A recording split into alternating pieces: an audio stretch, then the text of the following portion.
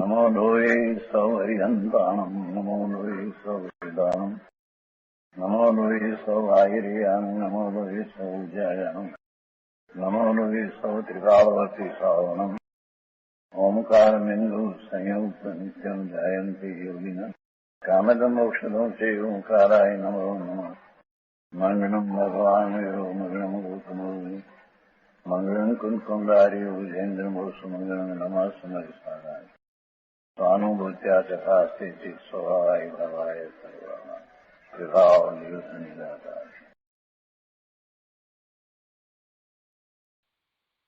समयसार भगवान कुंकुंदाचार्य रचित समयसार तथा भगवान अमृतचंद्राचार्य रचित आत्मख्याति टीका कलश सहित તેનો સ્વાધ્યાય કરીએ છીએ।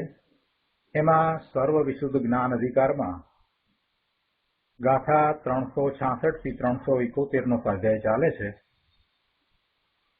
આ ગાથાનો અર્થ, ટીકા, ભાવાર્થ અને પૂજ્ય ગુરુદેવ કાંજી સ્વામીએ આ ગાથાઓ ઉપર આપેલ પ્રવચનના કેટલાક અંશ આપણે કર્યા છે। હવે આગળ વધુ અંશો લઈએ। પ્રવચન રત્નાકર ભાગ 9મો, પાના નંબર 413।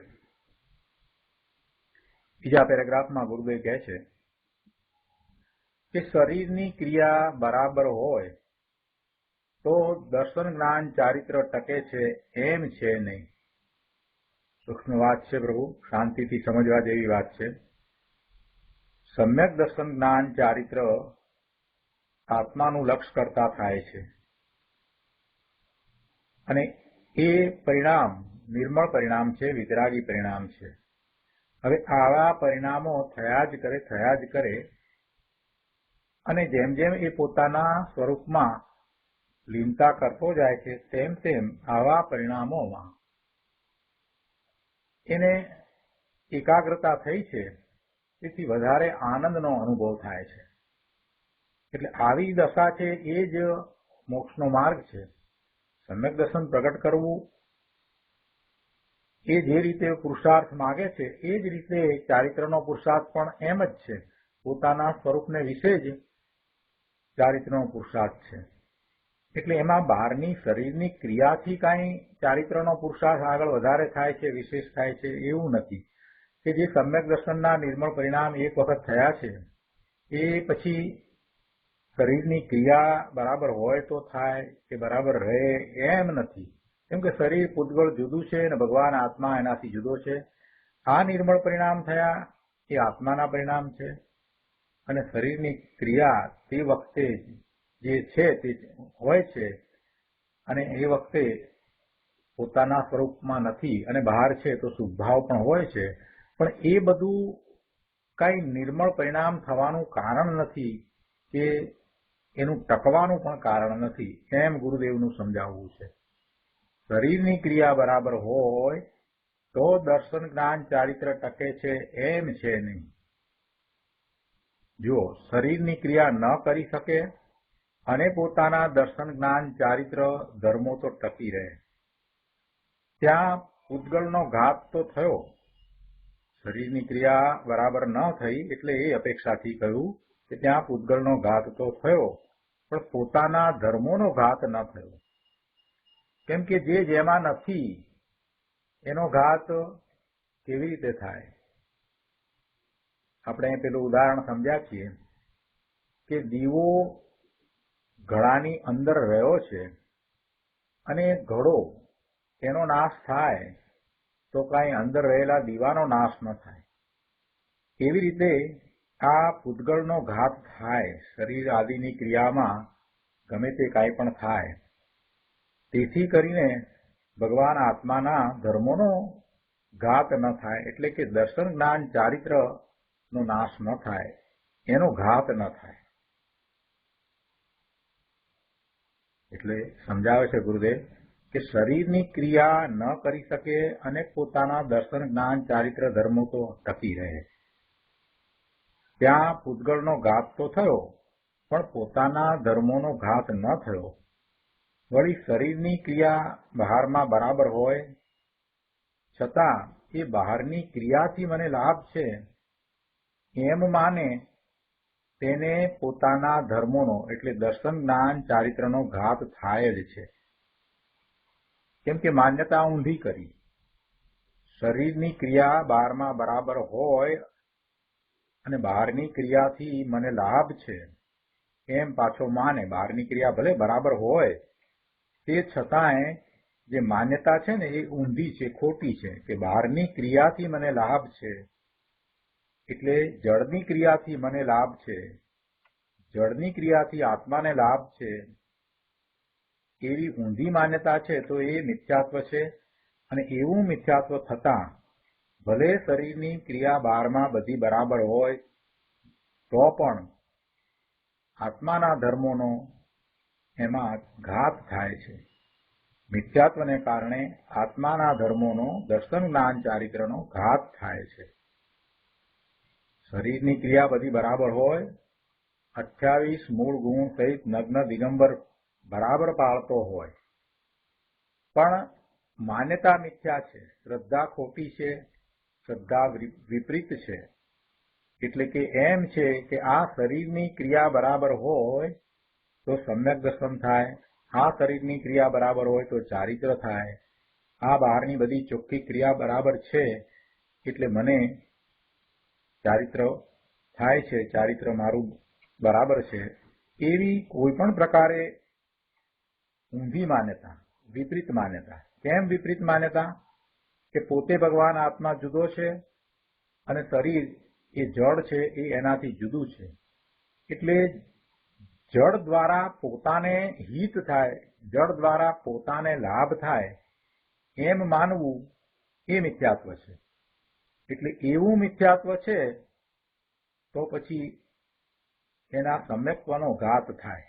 એટલે કે આત્માના ધર્મો દર્શન જ્ઞાન ચારિત્રનો ઘાત થાય. ભલે 12માં ક્રિયા બધી બરાબર છે પણ માન્યતામાં ફેર છે, શ્રદ્ધામાં ફેર છે. દિનેશ્વર ભગવાનની વાણીમાંથી જેમ તત્વ પ્રકાશ્યું છે તેમ શ્રદ્ધા કરવાને બદલે વિપરીત શ્રદ્ધા કરવી કે બીજા અન્ય પદાર્થ દ્વારા આ જીવને લાભ થાય, આ જીવને ફાયદો થાય, તો એ માન્યતા મિથ્યાત્વ છે. એ માન્યતા દિનેશ્વર ભગવાનની વાણીમાંથી આવી નથી. દિનેશ્વર ભગવાનની વાણીમાં તો સ્પષ્ટ આવ્યું કે બધા દ્રવ્યો સ્વતંત્ર રીતે પોતે પરિણમે છે અને એક દ્રવ્ય બીજા દ્રવ્યને પરિણમાવતું નથી, એક દ્રવ્ય બીજા દ્રવ્યનું કાર્ય કરતું નથી. દરેક દ્રવ્ય પોતે પોતાની અનંત પર્યાય સહિત જ છે. દ્રવ્ય અવિનાશી છે એટલે પોતાની અનંત પર્યાય સહિત એનું પરિણમન છે અને એવા પોતાના પરિણમનમાં બીજો કાંઈ એને હસ્તક્ષેપ કરે એ શક્ય નથી. એટલે પોતાના પરિણમન દ્વારા જે કંઈ થઈ રહ્યું છે એનો લાભ પોતાને મળે, બીજાને મળે નહીં. બીજાના પરિણમનનો લાભ એને ન મળે, બીજાના પરિણમનનો લાભ બીજાને મળે. એટલે દરેક જીવ પોતે પોતાના પરિણામોથી સહિત છે, દરેક દ્રવ્ય પોતે પોતાના પરિણામોથી સહિત છે. તો એકબીજાના પરિણામનો લાભ એકબીજાને મળે નહીં. એ પરિણામો થાય છે તો એના 6 કારકો એના પોતાના છે. એટલે એ પરિણામ કરનારો પણ પોતે છે, પરિણામ જ્યાં થાય છે એ પણ પોતે છે, પરિણામ થવાનું સાધન પણ પોતે છે અને પરિણામનો લાભ પણ પોતાને થાય છે. એટલે સંપ્રદાન પણ પોતે છે. એ રીતે પરિણામ પોતાને કારણે છે અને પોતાના આધારે છે. આવું વસ્તુનું સ્વરૂપ છે. એટલે પોતાના પરિણામનો લાભ પોતાને હોય, સંપ્રદાન, પણ અન્યના પરિણામનો લાભ પોતાને થાય નહીં. એટલે શરીરના પરિણામ જે થાય, શરીરની ક્રિયાઓ જે કંઈ થાય એનો લાભ આત્માને થાય નહીં. એ વાત અહીંયા ગુરુદેવે સમજાવી છે કે 12માં શરીરની કાયોત્સર્ગ અને ઉપવાસ આદિ ક્રિયા અને વાણીની ક્રિયા એવી ને એવી થતી હોય છતાં અજ્ઞાની વિપરીત દ્રષ્ટિ જીવને પોતાના ગુણોનો ઘાત થાય જ છે. વિપરીત દ્રષ્ટિ છે માટે પોતાના ગુણોનો ઘાત થાય છે. બહારની ક્રિયા બરાબર શુદ્ધ છે તે છતાંય એ બહારની ક્રિયા, શરીરની ક્રિયા એના આત્માના ગુણોનો ઘાત થતો અટકાવી શકતી નથી. કેમ કે આત્માના ગુણોનો ઘાત તો એની વિપરીત શ્રદ્ધાને કારણે થાય છે. એનું વિભાવ ભાવે પરિણમન છે એવી ઊંધી માન્યતા છે. વિભાવ ભાવે થતા પરિણમનને એ ધર્મ માને છે એમ મિથ્યાત્વ છે. એટલે એ વિપરીત દ્રષ્ટિ જીવને એના દર્શન જ્ઞાન ચારિત્રનો ઘાત થાય છે. એ વખતે બહારમાં ગમે તેવી શુદ્ધ ક્રિયા હોય તે છતાં પણ મિથ્યાત્વને કારણે અજ્ઞાની પોતે પોતાના ધર્મોનો ઘાત કરે છે. આવી વાત છે. ગુરુદેવ કહે છે કે કોઈને આકરી લાગે પણ આ સત્ય વાત છે. બહારની પ્રવૃત્તિ જ દેખાય છે. આપણે બધા બહારની પ્રવૃત્તિ જ જોઈએ છીએ ને. બહારની પ્રવૃત્તિ જ દેખાય, છતાં આનંદનો નાથ પ્રભુ આત્માની સ્વસન્મુખ પ્રતીતિ જ્ઞાનને રમણતા વર્તતી હોય તો તેને પોતાના ધર્મોનો ઘાત થતો નથી. બહારમાં પ્રવૃત્તિ હોય, કૃપાળુદેવને બહારમાં પ્રવૃત્તિ હતી અને બીજા જોનારાને એમ લાગે કે બહારની પ્રવૃત્તિ છે, એની પ્રવૃત્તિ જ બધાને દેખાય. પણ અંતરમાં કૃપાળુદેવની દ્રષ્ટિ પોતાના સ્વરૂપ ઉપર જ રહેતી હતી. આત્માની સ્વસન્મુખ પ્રતીતિ જ્ઞાન અને રમણતા જેને વર્તે છે એ ધર્મી છે, એ જ્ઞાની છે અને એને પોતાના ધર્મોનો ઘાત થતો નથી. આથી આ સ્પષ્ટ થયું કે વ્રત, તપ, ભક્તિ આદિના વિકલ્પો તે આત્માના ધર્મો નથી. કેમ કે વ્રત, તપ આદિના અભાવમાં પણ આત્માના ધર્મોનો ઘાત થતો નથી. ચોથે ગુણસ્થાને અવિરત સમ્યક દ્રષ્ટિ છે. એને એવા જ્ઞાન, દર્શન અને અંશે ચારિત્ર પ્રગટ થાય છે અને એ ધર્મોનો ઘાત થતો નથી. અને તેમના સદભાવમાં પણ આત્માના ધર્મોનો ઘાત થતો જોવામાં આવે છે. તેમના સદભાવમાં એટલે આ વ્રત, તપ આદિ એ છે, એ બધું છે, છતાં પણ જો મિથ્યાત્વ છે તો આત્માના ધર્મોનો ઘાત થાય છે. વાસ્તવમાં સ્વ સ્વરૂપ શુદ્ધ ચિત્ત સ્વરૂપ પ્રભુ આત્માની અંતરદ્રષ્ટિ થતાં સમ્યક દર્શન, જ્ઞાન, ચારિત્ર પ્રગટ થાય છે અને એ જ આત્માના ધર્મો છે. અને તેને બહારમાં શરીરની અને વ્રત આદિ રાગની, સુખભાવની ક્રિયાની સાથે કોઈ સંબંધ નથી અને એની અપેક્ષા પણ નથી કે એ હોય તો આત્માના ધર્મો ટકી રહે, આત્માના ધર્મો થાય, એમ એની અપેક્ષા પણ નથી. અહીંયા તો એક કોર ભગવાન આત્મા પોતે સ્વ અને બીજી કોર આખું ગામ એટલે કે શરીર, મન, વાણી, ઇન્દ્રિય, શુભાશુભ રાગ આદિ ભાવ, બધા પર પદાર્થો, એ બધું પરદ્રવ્ય છે. એ પરદ્રવ્યમાં કહે છે કે આત્માનો સ્વભાવ નથી. એ બધા પરદ્રવ્યમાં આત્માનો સ્વભાવ નથી. તેથી પરનો ઘાત થતા પોતાના સ્વભાવનો, જ્ઞાનાદિ ગુણોનો ઘાત થતો નથી. ઉદાહરણમાં આપણે સમજ્યા ને, જેમ ઘડાનો નાશ થતા અંદર રહેલ દીવાનો નાશ થતો નથી, એવી રીતે આ મન, વાણી, શરીર એ બધું બહારમાં છે અને અંદરમાં ભગવાન આત્મા બિરાજી રહ્યો છે. તો આ શરીર, મન, વાણી, ઇન્દ્રિય આ બધું પરદ્રવ્ય છે, પરપદાર્થો છે.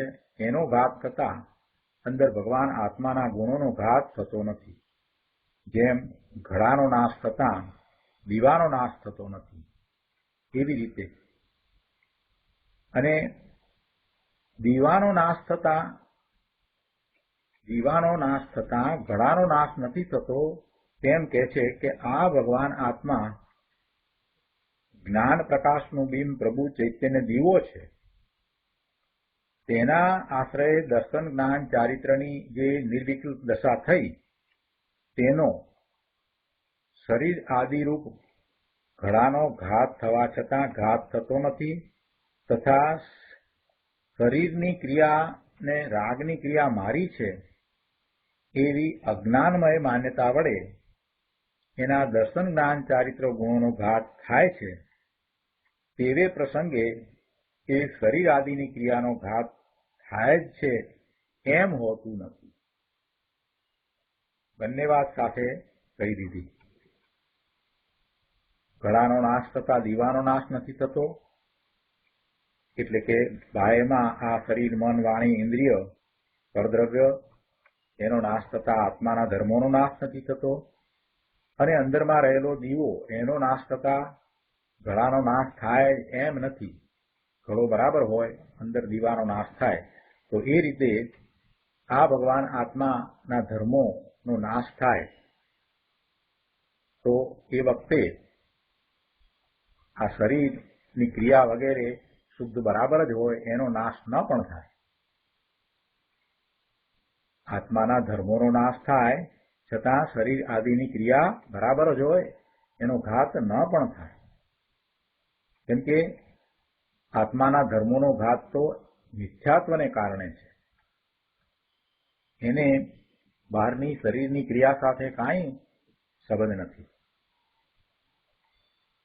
આ તો જૈન પરમેશ્વરે કહેલું કોઈ અચિંત્ય અલૌકિક તત્વ આચાર્ય ભગવાન જાહેર કરી રહ્યા છે અને ગુરુદેવ એનો વિસ્તાર કરી અને આપણને સમજાવી રહ્યા છે.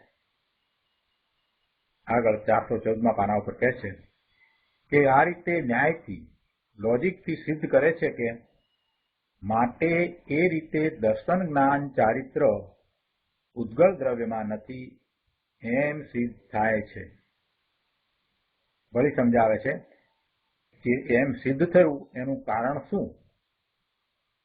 તો કહે છે કે કારણ કે જો એમ ન હોય તો, એટલે કે દર્શન જ્ઞાન ચારિત્ર ઉદ્ગલમાં નથી એ વાત તો સિદ્ધ કરે છે, પણ એને પાછું વધારે સ્પષ્ટ કરે છે કે ધારો કે એમ નથી તો શું થાય? જો દર્શન જ્ઞાન ચારિત્ર પૂતગળમાં નથી એમ નથી, એટલે કે દર્શન જ્ઞાન ચારિત્ર પૂતગળમાં છે, તો પછી દર્શન જ્ઞાન ચારિત્રનો ઘાત થતા પૂતગળ દ્રવ્યનો ઘાત થવો જોઈએ, અને પૂતગળ દ્રવ્યનો ઘાત થતા દર્શન જ્ઞાન ચારિત્રનો ઘાત પણ થવો જ જોઈએ, અવશ્ય થવો જ જોઈએ, એ અનિવાર્ય થાય. પણ એમ તો થતું નથી. એટલે જે સિદ્ધ થયું કે દર્શન જ્ઞાન ચારિત્ર પૂતગળમાં નથી એ જ બરાબર છે. જીવને જે રાગ દ્વેષ મોહના ભાવ ઉત્પન્ન થાય છે, જે રાગ દ્વેષ મોહના ભાવ ઉત્પન્ન થાય છે તે પોતાના શુદ્ધ આનંદકંદ પ્રભુ આત્માના ભાનના અભાવથી, એટલે કે અજ્ઞાનથી ઉત્પન્ન થાય છે. એવા ભાવ થાય છે એનું મૂળ કારણ અજ્ઞાન છે.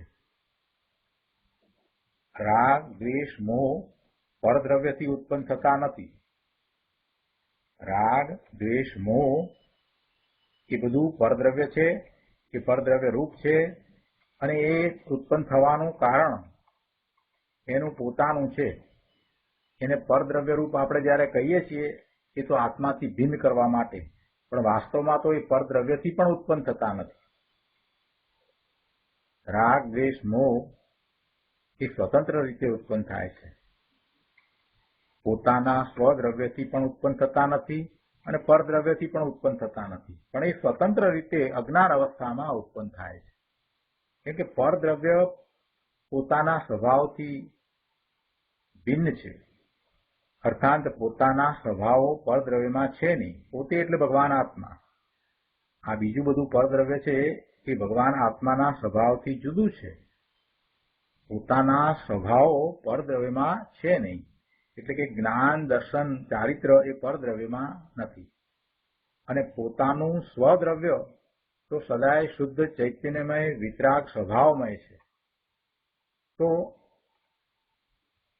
હવે એવા પોતાના સ્વદ્રવ્યને કારણે આ રાગ દ્વેષના ભાવ, રાગ દ્વેષ મોહના ભાવ ક્યાંથી ઉત્પન્ન થાય?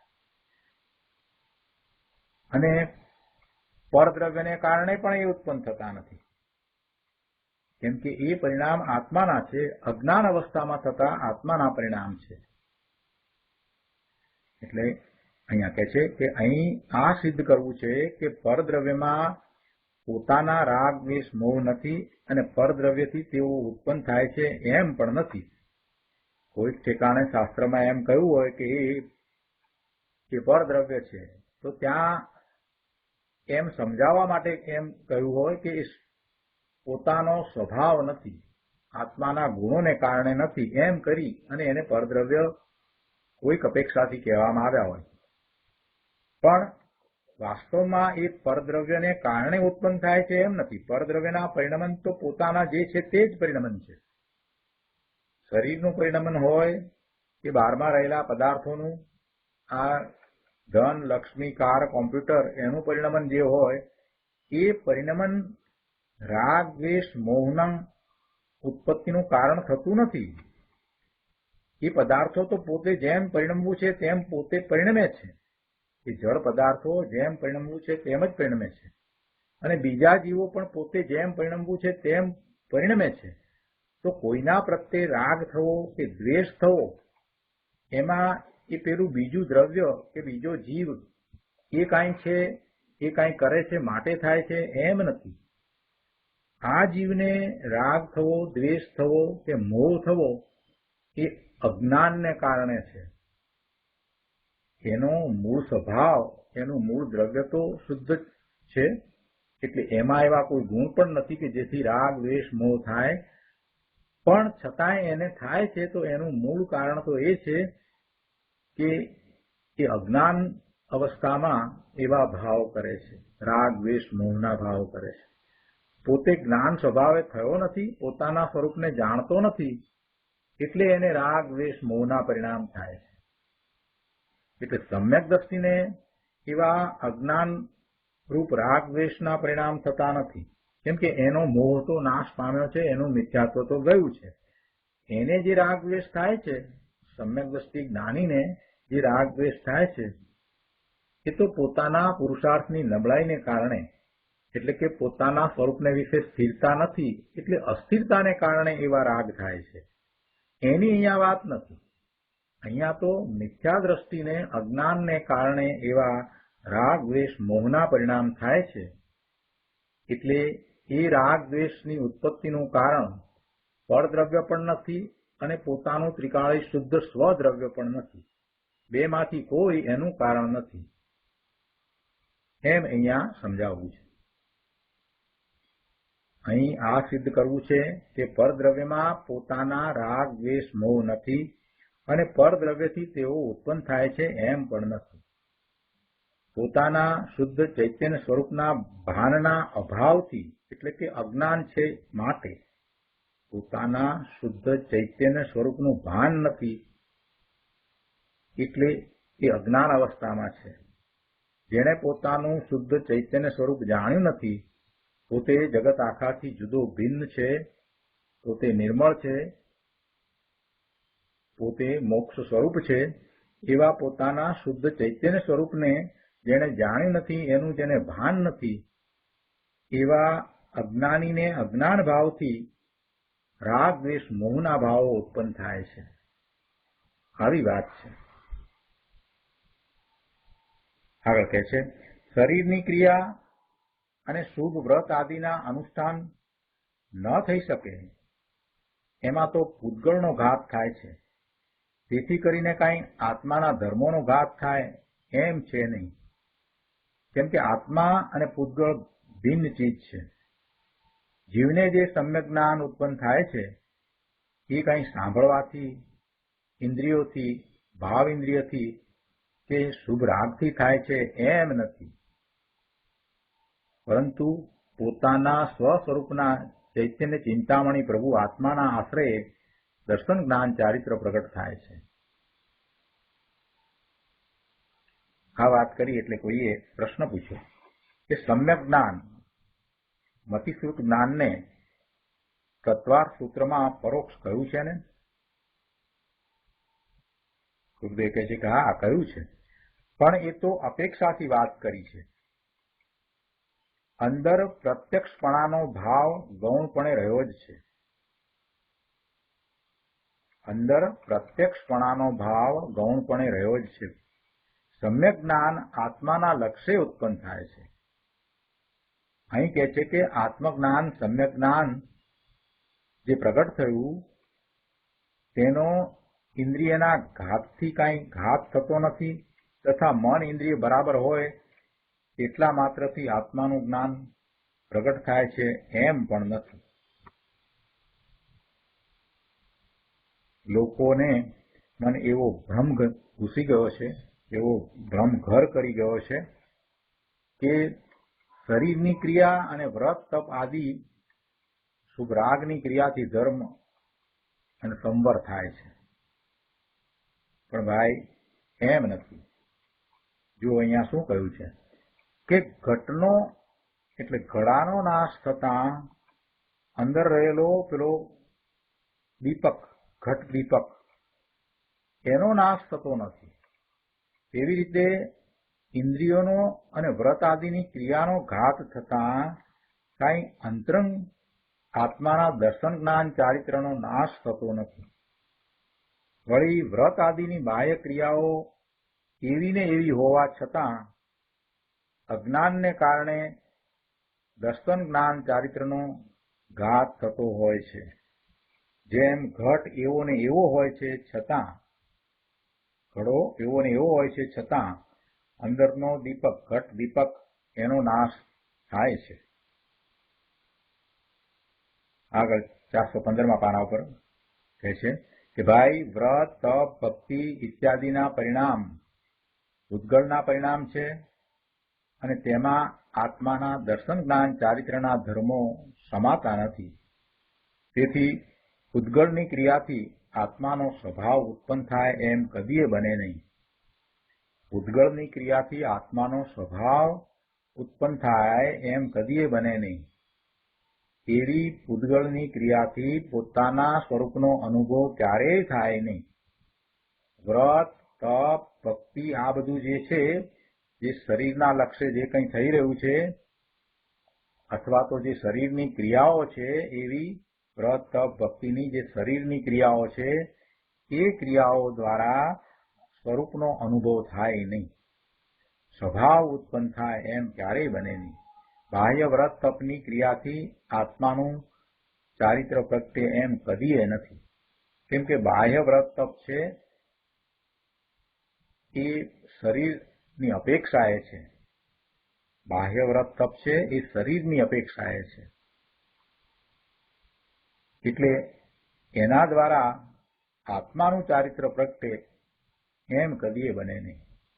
આત્માનું ચારિત્ર તો પોતાના સ્વરૂપને વિશે લીનતારૂપ ચારિત્ર છે. પોતાના સ્વરૂપમાં જાય, ત્યાં રહે, ત્યાં ઠરે એ ચારિત્ર. અને એવું ચારિત્ર હોય ત્યારે પછી બાહ્યમાં એને એવા વ્રત તપ હોય. પણ એમ નથી કે માત્ર બાહ્ય વ્રત તપ કરે અને એને એવું અંતરંગ ચારિત્ર પ્રગટ થઈ જાય એમ તો બને નહીં. કેમ કે બાહ્ય વ્રત તપ છે એમાં શરીરની અપેક્ષા છે. એટલે એવી શરીરની ક્રિયાઓથી આત્માનું ચારિત્ર ક્યારેય પ્રગટે નહીં. આગળ કહે છે, ટીકાની વાતને લીધી છે અહીંયા. આમ છે તેથી જે કોઈ જેટલા જીવના ગુણો છે તે બધાય પરદ્રવ્યોમાં નથી. અમે સમ્યક પ્રકારે દેખીએ છીએ, માનીએ છીએ. શું કે આ જેટલા ગુણો જીવના છે કોઈ ગુણ પરદ્રવ્યમાં નથી. કોઈ કેટલા જીવના ગુણો છે તે બધાય ગુણો પરદ્રવ્યમાં નથી. અમે એમ સમ્યક પ્રકારે દેખીએ છીએ, માનીએ છીએ. કારણ કે જો એમ ન હોય તો અહીં પણ જીવના ગુણોનો ઘાત થતાં પૂતગલ દ્રવ્યોનો ઘાત થાય અને પૂતગલ દ્રવ્યોનો ઘાત થતાં જીવના ગુણોનો ઘાત અનિવાર્ય થાય. એટલે આ રીતે સિદ્ધ થયું કે જીવના કોઈ ગુણો પૂતગલ દ્રવ્યમાં નથી. ગુરુદેવ સમજાવે છે કે પૂતગલનો ઘાત થતાં જીવના ગુણોનો ઘાત થતો નથી અને જીવના ગુણોનો ઘાત થતાં પૂતગલનો ઘાત થતો નથી. આમ છે તેથી જે કોઈ જેટલા જીવના ગુણો છે તે બધાય પરદ્રવ્યોમાં નથી. શું કહ્યું કે આત્મામાં અનંત જ્ઞાન, દર્શન, સુખ, આનંદ, શાંતિ, સ્વચ્છતા, પ્રભુતા ઇત્યાદિ અનંત શક્તિઓ ગુણો છે તે બધા પરદ્રવ્યોમાં નથી. આ શરીર, મન, વાણી, ઇન્દ્રિય અને વ્રત આદિના વિકલ્પો એમાં જીવના કોઈ ગુણો નથી. જો એમ ન હોય તો એકનો ઘાત થતા બીજાનો ઘાત અનિવાર્ય થાય. બીજાનો ઘાત થવો જ જોઈએ, પણ એમ થતું નથી. આગળ છેલ્લા પેરેગ્રાફમાં કહે છે કે પોતાના કોઈ ગુણો પરદ્રવ્યમાં નથી. આ ટૂંકા શબ્દોમાં ઘણું બધું ભરી દીધું છે. આચાર્ય ભગવાન એમ કહે છે કે વિતરાગ જીન સ્વરૂપ પ્રભુ અમારો આત્મા છે. વિતરાગ જીન સ્વરૂપ પ્રભુ અમારો આત્મા છે. તેના આશ્રય જે નિર્મળ સમ્યક દર્શન, જ્ઞાન, ચારિત્ર ગુણો અમને પ્રગટ થયા છે તે પરદ્રવ્યમાં અર્થાત વ્રત આદિરૂપ વ્યવહાર રત્નત્રયમાં છે જ નહીં. એમ સમ્યક પ્રકારે અમે દેખીએ છીએ, માનીએ છીએ. આ તો જૈન પરમેશ્વરની વાણીમાંથી આવેલી વાત છે અને દિગંબર સંતોએ એને અહીંયા ખુલ્લી કરી છે, સ્પષ્ટ કરી છે, ગુરુદેવે સમજાવી છે. આગળ 416 પાના ઉપર ત્રીજા પેરેગ્રાફમાં કહે છે કે આત્મા અનંત ગુણનો પિંડ પ્રભુ છે. એના કોઈ ગુણ પરદ્રવ્યમાં એટલે દેહ આદિ અને રાગ આદિમાં નથી. આ ઉપવાસ, બ્રહ્મચર્ય આદિ દેહની ક્રિયામાં અને વ્રત, તપ આદિ રાગની ક્રિયામાં ભગવાન આત્માના કોઈ ગુણો નથી. તો પછી દેહ આદિ અને વ્રત આદિ સાધન વડે આત્માના ગુણ પ્રગટે એ કઈ રીતે શક્ય છે? દેહ આદિ અને વ્રત આદિ સાધન વડે આત્માના ગુણ કેમ પ્રગટે? વ્યવહાર કરતા કરતા નિશ્ચય કેમ પ્રગટે? એટલે કે ન પ્રગટે. એ બધા વ્યવહારના ભાવ તો ભવના ભાવ છે. એના દ્વારા તો કર્મનો બંધ થાય છે, ભાવ બંધ થાય છે અને પછી ભવના ભ્રમણ થાય છે. એનાથી ભવ મળે છે. ભવનો અંત થતો નથી. અને એમાં નવીન પણ શું છે? એવા શુભભાવ તો એ અનાદિથી કરતો આવ્યો છે. એ તો અનંત કાળથી એવા શુભભાવ તો પ્રભુ તું કરતો જ આવ્યો છે. એમાં તું નવું શું કરી રહ્યો છે? એ ક્રિયાના વિકલ્પો તારા ભવના અંતનો ઉપાય નથી. સંતો, જ્ઞાની પુરુષો કહે છે કે આત્માના ગુણો પરદ્રવ્યમાં છે જ નહીં. એટલે આ બધા શુભ ભાવ અને આ વ્રત, તપ આદિ સાધન એ આત્માના ગુણો નથી. આત્માના ગુણોને પ્રગટ પણ કરી શકે નહીં. અર્થાત આત્માના ગુણો આત્મામાં જ છે. માટે આત્મામાં લક્ષ કર. આખો પુરુષાર્થ આત્માનો પુરુષાર્થ આત્મામાં જ થાય, બહારમાં થાય નહીં. આટલી ટૂંકી ને ટચ વાતને સમજી લેવાની જરૂર છે. આત્માનો પુરુષાર્થ આત્મામાં થાય, આત્માના લક્ષ્ય થાય. એ વખતે બાહ્યમાં જે કંઈ થઈ રહ્યું હોય એને ઉપચારથી નિમિત્ત કહેવામાં આવે અથવા તો સહકારી કારણ કહેવામાં આવે. એ બધો વ્યવહાર છે. એ બધો વ્યવહાર છે. પણ એના દ્વારા કંઈ આત્મામાં પુરુષાર્થ થાય છે એમ બિલકુલ નથી. માટે આત્મામાં લક્ષ કર. તેથી તને આત્માના ગુણોની એટલે દર્શન, જ્ઞાન, ચારિત્રની પ્રાપ્તિ થશે. જે અંદરમાં ભર્યું પડ્યું છે એનું લક્ષ કરીશ તો એનો અનુભવ થશે. એ સિવાય બીજી કોઈ ધર્મ કરવાની રીત નથી. આ ઉપરથી અહીંયા પ્રશ્ન કર્યો કે જો આમ છે તો સમ્યક દ્રષ્ટિને રાગ થાય છે તો રાગ કયા કારણે થાય છે? આ પ્રશ્ન આચાર્ય ભગવાને કર્યો અને એનો ઉત્તર આચાર્ય ભગવાને આપ્યો કે કોઈ પણ કારણે થતો નથી. જો આમ છે તો સમ્યક દ્રષ્ટિને રાગ કયા કારણે થાય છે એવો આચાર્ય ભગવાને સ્પષ્ટતા કરાવવા માટે પ્રશ્ન કર્યો અને એનો ઉત્તર પણ આપ્યો કે કોઈ પણ કારણે થતો નથી. ફરી આગળ બીજો પ્રશ્ન કર્યો કે તો પછી રાગની કઈ ખાણ છે? રાગ શેમાંથી ઉત્પન્ન થાય છે? અને એનો ઉત્તર આપ્યો 417 પાના ઉપર કે રાગ, દ્વેષ, મોહ જીવના જ અજ્ઞાનમય પરિણામ છે. અર્થાત જીવનું અજ્ઞાન જ રાગાદિક ઉપજવાની ખાણ છે. જીવનું અજ્ઞાન જ રાગાદિક ઉપજવાની ખાણ છે. હવે આ વાતને ગુરુદેવ સમજાવે છે. જુઓ, શિષ્ય પ્રશ્ન કરે છે એમ કે પરમાં આત્માના ગુણ નથી, પરમાં આત્માના અવગુણ નથી, તો પછી સમ્યક દ્રષ્ટિને વિષયોમાં રાગ કયા કારણે થાય છે? તો કહે છે સાંભળ, જ્ઞાનીને કોઈ પરના કારણે રાગ થતો નથી. જ્ઞાનીને 5 ઇન્દ્રિયના વિષયમાં લક્ષ જાય ત્યારે કિંચિત રાગ થાય છે, પણ તેને રાગ કહેતા નથી. કેમ કે જ્ઞાનીને મિથ્યાત્વ ગયું છે. જ્ઞાનીને મિથ્યાત્વ સંબંધીનો રાગ થાય એમ થતું નથી, એટલે એને રાગ કહેતા નથી. કેમ કે એને તો મિથ્યાત્વ ગયું છે. મિથ્યાત્વ સંબંધીનો રાગ થાય તેને જ અહીંયા તો રાગ કહેવામાં આવ્યો છે. જે જ્ઞાનીને જે અલ્પ રાગ થાય છે એની જે દશા છે એ પ્રમાણે એને જે રાગ થાય છે.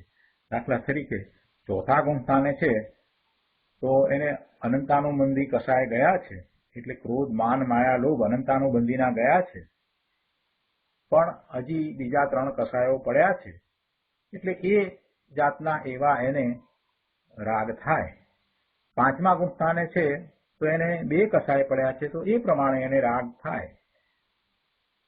અને 7મા 6ઠે ગુણ સ્થાને છે તો 6ઠે ગુણ સ્થાને 7મેથી 6ઠે આવ્યો છે ત્યારે 7મે તો પોતાના સ્વરૂપને વિશે છે, ધ્યાનમાં છે, પણ 6ઠે આવ્યો છે ત્યારે એને પણ એવા રાગ થાય છે. તો એને માત્ર સંજ્વલન કસાય બાકી પડ્યો છે, તો એવા અતિ અલ્પ રાગ થાય છે.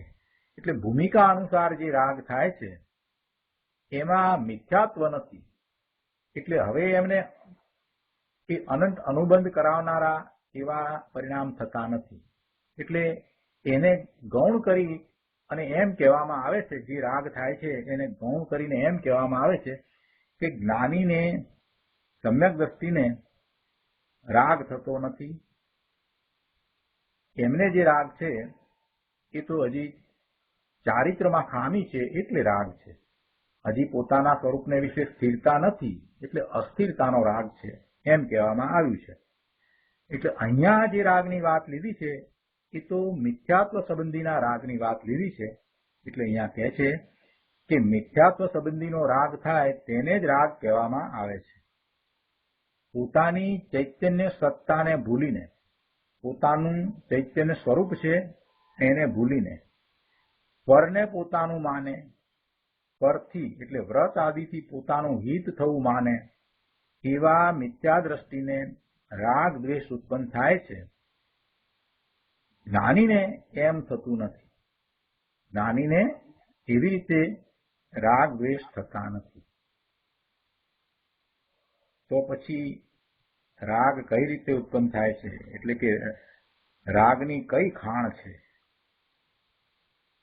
ગુરુદેવ કહે છે કે સાંભળ ભાઈ, રાગ દ્વેષ મોહ એ જીવના જ અજ્ઞાનમય પરિણામ છે. અર્થાત જીવનું સ્વ સ્વરૂપ સંબંધી અજ્ઞાન જ રાગ આદિ ઉપજવાની ખાણ છે.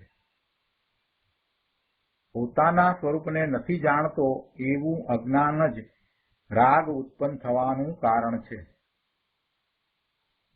સ્વ સ્વરૂપ સંબંધીનું અજ્ઞાન, બીજું બધું જ્ઞાન ગમે તેટલું હોય, આ જગતના બધા જ્ઞાન છે એને તો જ્ઞાન કહેતા જ નથી, એને માહિતી કહીએ છીએ.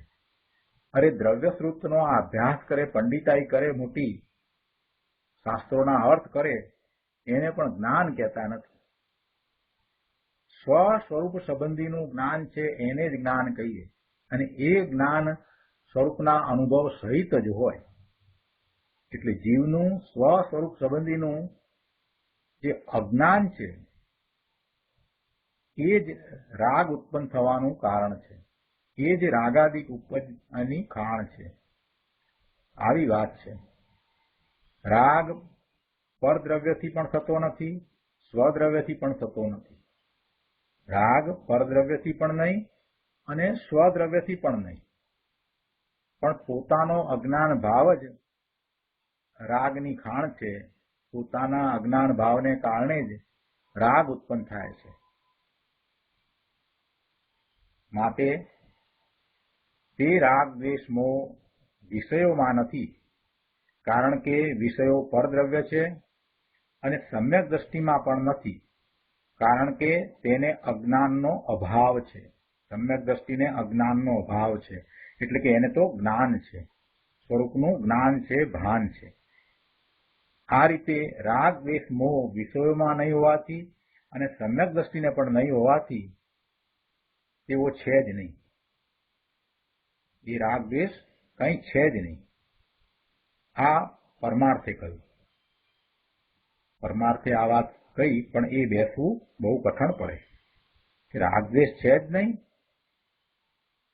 રાગ દ્વેષ દેખાય છે ને, થતા દેખાય છે ને, પણ એ તો પરમાર્થે કહ્યું કે રાગ દ્વેષ ખરેખર નથી. રાગ દ્વેષનું ખરેખર પરમાર્થે અસ્તિત્વ નથી, કેમ કે જ્ઞાનીને પણ નથી અને પરદ્રવ્યમાં પણ નથી. તો રાગ દ્વેષ છે એ શું છે? તો રાગ દ્વેષ તો અજ્ઞાનને કારણે અજ્ઞાનીને થતા ભાવ છે, એના પરિણામ છે. અજ્ઞાન અવસ્થા એ કઈ શાશ્વત અવસ્થા તો છે નહીં. જીવની અવસ્થા તો જ્ઞાન અવસ્થા જ છે, પણ એ સ્વને ભૂલી ગયો છે. એ સ્વને ભૂલી ગયો છે, પોતાના જ્ઞાન સ્વભાવને એને જોયો, જાણ્યો, અનુભવ્યો નથી, એટલે એ પર્યાયમાં અજ્ઞાન પણ વર્તે છે. પોતે તો જ્ઞાન સ્વરૂપ જ છે. દ્રવ્ય અપેક્ષાએ તો ભગવાન આત્મા પોતે ત્રિકાળ જ્ઞાન સ્વરૂપ જ છે, પણ એનું લક્ષ્ય એના તરફ થયું નથી, એટલે ક્ષણિક પર્યાયમાં એ અજ્ઞાનપણું છે. પોતાના સ્વરૂપનું લક્ષ્ય થતા, પોતાના સ્વરૂપનું ભાન થતા, એનો અનુભવ થતા એ અજ્ઞાન ચાલ્યું જાય છે. અનાદિનું જે અજ્ઞાન ચાલ્યું આવે છે, અનાદિનું જે મિથ્યાત્વ છે, તે એક સમયમાં ચાલ્યું જાય છે. સ્વરૂપની દ્રષ્ટિ થતા, સ્વરૂપનો અનુભવ થતા, પોતાનું સાચું સ્વરૂપ અનુભવમાં આવતા પોતે આ બધા જગતના પદાર્થોથી જુદો છે. આ જગતના પદાર્થોનું લક્ષ્ય કરતા થતા જે શુભ કે અશુભ ભાવ છે એનાથી પણ પોતે જુદો છે. અરે આ એક સમયની પર્યાય, નિર્મળ પર્યાય, એનાથી પણ પોતે જુદો ભગવાન આત્મા ત્રિકાળ નાયક છે. આવો એને અનુભવ થાય છે, પછી આખી દ્રષ્ટિ બદલાઈ જાય છે. એટલે વાસ્તવમાં જોવા જઈએ તો આ રાગ દ્વેષ મોહના જે પરિણામ થાય છે એ કોઈ કાયમી વસ્તુ નથી.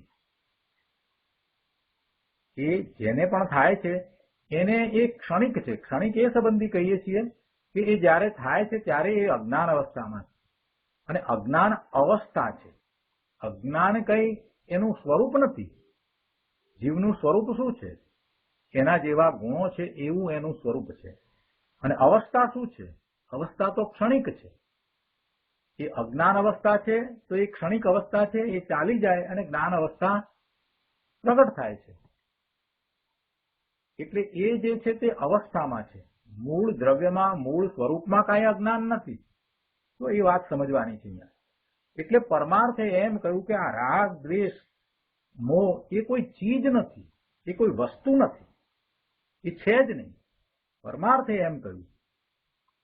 કેમ કે જીવ તો ત્રિકાળ જ્ઞાયક છે. દ્રવ્યનો વિચાર કરીએ, દ્રવ્ય દ્રષ્ટિથી વિચાર કરીએ, એ જ સત્ય દ્રષ્ટિ છે, એ જ પરમાર્થ છે. તો જીવમાં તો રાગ દ્વેષ નથી અને આ બધા પૂતગળમાં પણ રાગ દ્વેષ નથી, એટલે રાગ દ્વેષ છે જ નહીં. તો રાગ દ્વેષ આપણને દેખાય છે તે શું છે? તો પર્યાયમાં છે, જીવની પર્યાયમાં છે. પણ કયા જીવની પર્યાયમાં છે? કે જે અજ્ઞાન ભાવે પરિણમે છે એવા જીવની પર્યાયમાં છે. પણ જીવ અજ્ઞાન ભાવે પરિણમે છે એ દશા કઈ શાશ્વત નથી, એ કાયમી દશા નથી, એ હંમેશ ટકીને રહે એવી દશા નથી.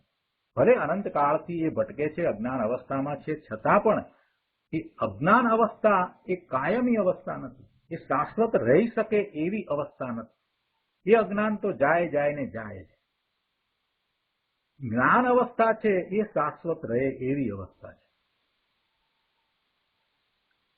જ્ઞાન અવસ્થા એટલે સિદ્ધની દશા થઈ, એ જ્ઞાન અવસ્થા છે એ શાશ્વત ટકીને રહે છે. એ જ્ઞાન અવસ્થા છે એ સ્વરૂપના આશ્રય પ્રગટ થયેલી અવસ્થા, એને બીજા કોઈની અપેક્ષા નથી, માટે એ શાશ્વત કાયમ હંમેશ માટે ટકીને રહેતી અવસ્થા છે. જગતમાં બીજી કોઈ પણ અવસ્થા એવી નથી કે જે હંમેશ એક સરખી કાયમ ટકીને રહી શકે. આ એકમાત્ર અવસ્થા છે, સિદ્ધની અવસ્થા છે, તે જ હંમેશ કાયમ માટે એવી ને એવી શાશ્વત ટકીને રહે છે. બીજી કોઈ અવસ્થા એવી નથી કે જે કાયમ હંમેશ રહી શકે. તો આ અવસ્થા અજ્ઞાન અવસ્થા કે જેમાં એને રાગ દ્વેષ મોહના પરિણામ થાય છે, એ અવસ્થા એ ક્ષણિક છે, એ કોઈ ચીજ નથી, એ કોઈ વસ્તુ નથી, એ કોઈ દ્રવ્ય નથી, એ કોઈ દ્રવ્યને કારણે નથી, એટલે પરદ્રવ્યમાં પણ નથી અને આ શુદ્ધ ત્રિકાળી ભગવાન આત્મામાં પણ નથી. એટલે એમ કહ્યું કે પરમાર્થે એ છે જ નહીં. બહુ સરસ વાત કરી દીધી છે, બહુ અદભુત વાત કરી દીધી છે. એના ઉપરથી આપણને ખ્યાલ આવે છે કે પરમાર્થે શું છે. પરમાર્થે ભગવાન આત્મા ત્રિકાળ નાયક શુદ્ધ જ છે, અને એ શુદ્ધતા છે એ અનાદિથી એવી ને એવી ટકીને રહી છે. એ શુદ્ધ પરિણમન અંદરમાં એવું ને એવું ચાલી રહ્યું છે, પણ આ જીવ એનું લક્ષ કરતો નથી. લક્ષ કરતો નથી એટલે એને એ જણાતું નથી. જેને એ જણાયું છે એ પછી એને પર્યાયમાં પ્રગટ કરવાનો પુરુષાર્થ કરે છે. એક વખત જેને એવો અનુભવ થાય છે પછી એ હંમેશને માટે પોતાના સ્વરૂપમાંથી આવતા સુખ ને આનંદને સ્થાયી કરવા માટે પુરુષાર્થ કરે છે. એટલે કે પોતાના સ્વરૂપને વિશે એ સ્થિરતાનો પુરુષાર્થ કરે છે, અને એમ કરતા એને કેવળ જ્ઞાન થાય છે, અને પછી એ સિદ્ધ દશાને પ્રાપ્ત કરે છે. અને એ સિદ્ધ દશામાં પોતાનું પૂર્ણ શુદ્ધ સ્વરૂપ એવું ને એવું જ રહે છે, એવું ને એવું અનુભવાય છે. એવી એ દશા છે, એવી એ પર્યાય છે. એટલે જગતમાં બીજી કોઈ પર્યાય નથી કે જે શાશ્વત હોય, કાયમ હોય, એવી ને એવી એક સરખી ટકીને રહેતી હોય. એક જ પર્યાય છે, સિદ્ધની પર્યાય છે, કે જે અનંતા અનંત કાળ સુધી શાશ્વત ટકીને રહે એવી એ પર્યાય છે. એટલે એ મૂળ સ્વરૂપના આશ્રય છે માટે. તો એ રીતે વિચાર કરીએ તો આ અજ્ઞાન અવસ્થા જે ક્ષણિક છે, તો એના કારણે જે રાગ અને દ્વેષ ને મોહ થાય છે એ પણ ક્ષણિક જ છે. જેમ અજ્ઞાન અવસ્થા ચાલી જાય છે એવી રીતે એ પણ ચાલ્યા જાય એવા જ છે. એટલે પરમાર્થે એને કોઈ ચીજ નથી, કોઈ વસ્તુ નથી, એ છે જ નહીં એમ કહી દીધું. ઘણી સ્પષ્ટતા કરી દીધી પ્રભુ. રાગ દ્વેષ મોહ કાંઈ ચીજ નથી. પોતાની ભૂલને કારણે, પોતાના અજ્ઞાનને કારણે. ભૂલ શું છે? પોતાના સ્વરૂપનું લક્ષ નથી કર્યું, પોતાના સ્વરૂપને જાણ્યું નથી, એ મોટામાં મોટી ભૂલ છે. પોતાના સ્વરૂપથી એ અજ્ઞાત રહ્યો છે, એનું જ્ઞાન કર્યું નથી, એ મોટામાં મોટી ભૂલ છે. અને એ ભૂલને કારણે એને અજ્ઞાન છે, અને એટલે આ રાગ દ્વેષ મોહના ભાવ છે. કોઈકે એમ કહ્યું કે બહુ કઠણ પડે આ. ગુરુદેવ તો કહે છે કે એમાં કઠણ શું છે? સમજે તો એમાં શું ન સમજાય? આમાં ન સમજાય એવું તો કાંઈ છે નહીં. સમજણનો પિંડ પ્રભુ પોતે, એને કેમ ન સમજાય? સમજવા ધારે તો સમજાય. નિવૃત્તિ લઈ એને સમજવું પડે. નિવૃત્તિ એટલે બીજે બધેથી એને નિવૃત્તિ લેવી પડે. બહારમાં એ ભટકી રહ્યો છે ને, આમ ધંધા વેપારમાંથી નિવૃત્તિ એમ નહીં. પણ એના વિકલ્પો જાત જાતના થાય છે ને, હું આમ કરું, આમ કરું, આમ કરું, પરની સેવા કરું, એવા બધા વિકલ્પોમાં એ રહ્યો છે અને આમ નિવૃત્ત થયો હોય, ઉંમર પ્રમાણે એ જોબ છોડી દીધી હોય, પણ કે હવે હું સેવા કરું છું. કોની સેવા ભાઈ? એટલે ક્યાંક ને ક્યાંક એ પોતે પોતાના માન કસાય પોસાય એવી પ્રવૃત્તિ કરે છે. એમાં માન ન પોસાતું હોય તો એ કરે નહીં. એટલે એમાં એ રોકાઈ રહ્યો છે ને, એટલે એને નિવૃત્તિ નથી. એટલે ગુરુદેવ કહે છે કે એવી નિવૃત્તિ લેવી પડે, તો થાય, તો સમજાય. આગળ 418માં પાના ઉપર અહીંયા કહે છે કે હા, પણ જ્ઞાનીને પણ રાગ તો થતો દેખાય છે, એનું શું? ગુરુદેવ પાછું ફરીથી સમજાવે છે કે અરે પ્રભુ, તને ખબર નથી ભાઈ, જ્ઞાનીને રાગ દ્વેષ છે જ નહીં. કેમ કે રાગ દ્વેષ તો અજ્ઞાનથી ઉત્પન્ન થાય છે, અને જ્ઞાની તો જ્ઞાની છે, એને અજ્ઞાન છે જ નહીં. અજ્ઞાનને કારણે રાગ દ્વેષ થાય છે. એ રાગ દ્વેષ છે તે અજ્ઞાનની ઓલાદ છે, અને જ્ઞાનીને અજ્ઞાન નથી. જેને સ્વનું લક્ષ થયું નથી એવા અજ્ઞાની જીવને, જેમાં પોતાના ગુણ નથી એવા પરદ્રવ્યોનું લક્ષ કરવાથી અજ્ઞાનના કારણે રાગ દ્વેષ ઉત્પન્ન થાય છે. વાસ્તવમાં સ્વદ્રવ્યથી રાગ દ્વેષ ઉત્પન્ન નથી થતા, પરદ્રવ્યથી પણ ઉત્પન્ન નથી થતા, પણ અજ્ઞાન ભાવથી રાગ દ્વેષ ઉત્પન્ન થાય છે. મિથ્યાત્વને કારણે રાગ દ્વેષ છે. પરથી અને શુભભાવથી મને લાભ છે, અને તે એટલે પર અને એ શુભભાવ એ મારું કર્તવ્ય છે, એ મને હિતકારી છે, એ ઇષ્ટ છે, એવા અજ્ઞાન ભાવથી રાગ દ્વેષ ઉત્પન્ન થાય છે. પર દ્રવ્યમાં રાગ દ્વેષ નથી, પરમાં તારા ગુણ નથી અને અવગુણ પણ નથી, પરંતુ શુદ્ધ ચિદાનંદ ચૈતન્ય ચમત્કાર નિજ આત્માને ભૂલીને વિકારને પોતાનું સ્વ માને છે, તે મહાવિપરીતતા અને અજ્ઞાન છે, અને તે અજ્ઞાનથી જ રાગ દ્વેષ ઉત્પન્ન થાય છે. સંતો કહે છે, અમારા કોઈ ગુણ અમે પરદ્રવ્યમાં દેખતા નથી, તો અમને રાગ દ્વેષ કેમ ઉત્પન્ન થાય? બહુ સરસ વાત કરી. આગળ કહે છે ત્રીજા પેરેગ્રાફમાં, ત્રિકાળી ધ્રુવ આનંદ કંદ પ્રભુ પોતે એવા પોતાનું લક્ષ છોડીને એક સમયની પર્યાય જેવડો પોતાને માને તે અજ્ઞાન છે. શું અજ્ઞાન છે?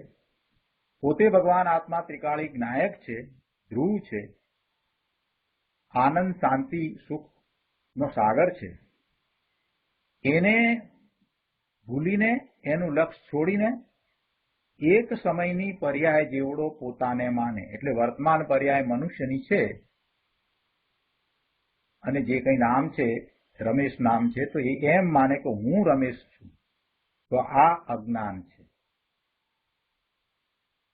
અને એ અજ્ઞાન જ રાગ દ્વેષની ખાણ છે. પરદ્રવ્ય નહીં, સ્વદ્રવ્ય પણ નહીં, પણ અજ્ઞાન છે એ જ રાગ દ્વેષની ખાણ છે.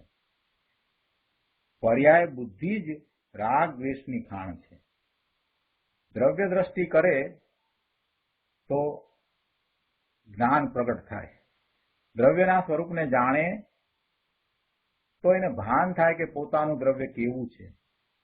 પોતાના સ્વરૂપનું મહાત્મા આવે અને સાચો પુરુષાર્થ ઉપડે તો સ્વરૂપનો અનુભવ થાય. પણ પર્યાયમાં ને પર્યાયમાં જ રોકાઈ રહ્યો છે. 12મા પર્યાયમાં જે કંઈ થઈ રહ્યું છે એને જ માત્ર જુએ છે, પણ પર્યાયની સાથે રહેલું દ્રવ્ય એને જુતો નથી. કોઈ પણ પર પદાર્થને જુએ છે તો એ એની પર્યાયને જુએ છે કે આ કાર છે, પણ એ એમ નથી જોતો કે એ પૂતગળ છે. એ કાર છે, એ પર્યાય છે, અને એ સ્કંદ છે, અને એ પૂતગળ પરમાણુઓનો સ્કંદ છે, તો ત્યાં દ્રવ્ય છે તે પૂતગળ પરમાણુ છે. એટલે દ્રવ્ય તરફ જો એ લક્ષ કરે તો એને ખ્યાલ આવે કે આમાં કાંઈ રંજિત થવા જેવું નથી. આ પરમાણુઓ ભેગા થયા છે તો છૂટા પણ પડી જશે. આ પર્યાય છે, મૂળ દ્રવ્ય છે, એનું મૂળ દ્રવ્ય છે, એનું શુદ્ધ પરિણમન એમને એમ જ થઈ રહ્યું છે. એમાં કોઈ ચેતનના ગુણ નથી, આત્માના ગુણ નથી, અને એના કારણે પોતાને કાંઈ લાભ પણ નથી. આવો એને ખ્યાલ આવે, આવો વિકલ્પ પણ આવે. અને પછી એના ઉપરથી એમ થાય કે જીવ દ્રવ્ય મારું દ્રવ્ય પણ એ જ રીતે ત્રિકાળ શુદ્ધ જ છે. અને આ વર્તમાન જે છે એ તો પર્યાય છે, મનુષ્યની પર્યાય છે, રમેશની પર્યાય છે, આ તો બધું પર્યાયમાં છે, પણ મારું દ્રવ્ય તો ત્રિકાળ શુદ્ધ જ છે.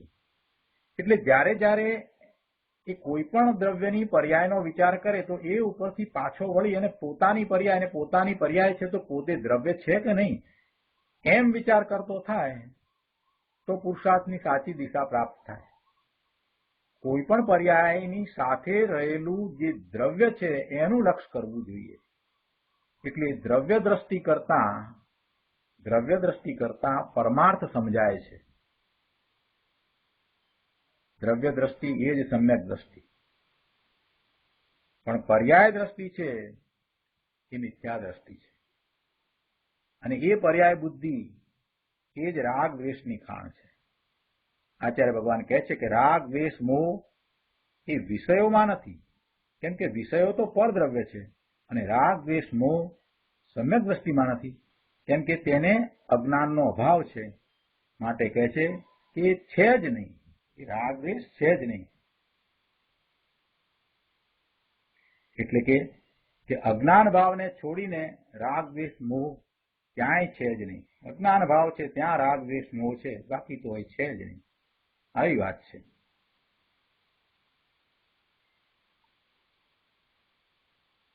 તો આ રીતે આપણે ટીકા ઉપરના ગુરુદેવના પ્રવચનના અંશો અહીંયા પૂરા કરીએ છીએ. હવે આવતા સ્વાધ્યાયમાં આ જ ગાથાઓના ભાવાર્થ ઉપર પૂજ્ય ગુરુદેવે જે પ્રવચન આપ્યું છે એમાંથી કેટલાક અંશો લઈશું. આજનો સ્વાધ્યાય અહીંયા સુધી રાખીએ છીએ. હવે સુખધામ બોલીએ. સુખ